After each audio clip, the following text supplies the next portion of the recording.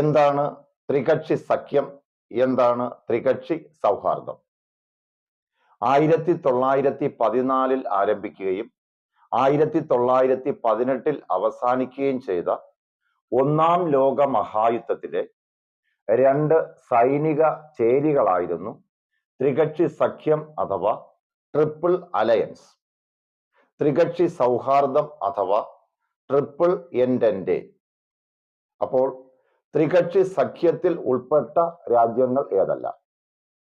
Germany, Italy, Austria, Hungary. ഓസ്ട്രിയയും ഹംഗറിയും അക്കാലത്ത് ഒരുമിച്ചായിരുന്നു. ഒന്നുകൂടെ, ത്രികക്ഷി സഖ്യം ജർമ്മനി, ഇറ്റലി, ഓസ്ട്രിയ, ഹംഗറി. അപ്പോൾ ത്രികക്ഷി സൗഹാർദ്ദം അഥവാ ട്രിപ്പിൾ എൻറ്റൻഡെ ഇംഗ്ലണ്ട്, ഫ്രാൻസ്, റഷ്യ അഥവാ ബ്രിട്ടൻ, ഫ്രാൻസ്, റഷ്യ. ത്രികക്ഷി സൗഹാർദ്ദം. ഒന്നുകൂടെ, ത്രികക്ഷി സഖ്യം ജർമ്മനി, ഇറ്റലി, ഓസ്ട്രിയ, ഹംഗറി. ത്രികക്ഷി സൗഹാർദ്ദം ഇംഗ്ലണ്ട് അഥവാ ബ്രിട്ടൻ, ഫ്രാൻസ്, റഷ്യ.